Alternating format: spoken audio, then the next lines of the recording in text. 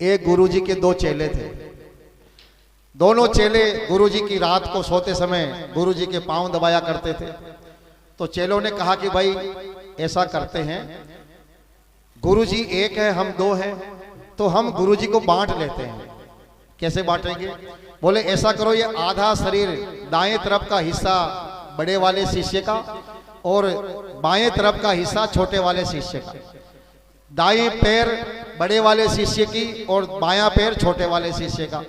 अब नियम ये बन गया, रोज बड़ा शिष्य जो था वो गुरुजी का सीधा पैर दबाता और छोटा शिष्य था वो गुरुजी का बायां पैर दबाता।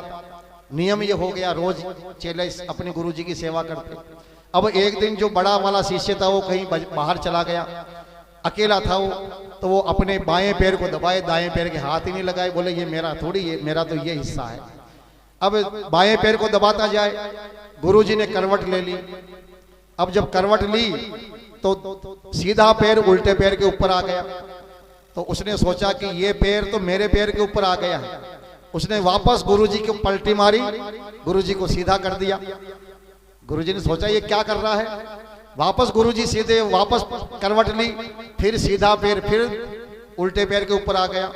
अब जब 2-3 बार ऐसा गुरुजी ने किया तो उसको गुस्सा आ गया। बोले ये बार बार मेरे पैर के ऊपर ये पैर क्यों आ रहा है, और उठाया डंडा और खींच करके सीधे पैर पर मार दिया। अब गुरुजी चिल्लाते रहे, मर गया, क्या कर दिया तूने? बोले गुरुजी बार बार ये आपका पैर मेरे पैर के ऊपर आ रहा है, मेरे हिस्से वाले पैर पर आ रहा है, डंडा मार दिया।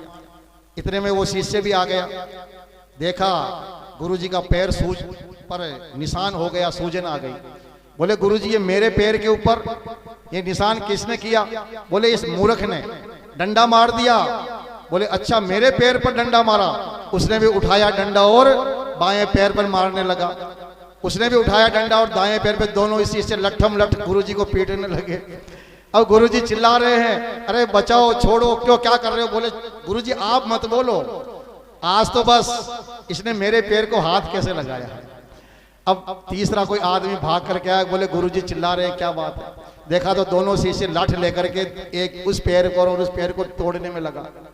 रोका, भाई क्या कर रहे हो? बोले करना क्या है, हमारे पैर वाला हिस्से पर इसने चोट मार दी। समझा रहे मूर्खों, ये दोनों ही पैर तुम्हारे गुरुजी के ही हैं। तो ऐसे शिष्यों से भी बच करके रहना चाहिए।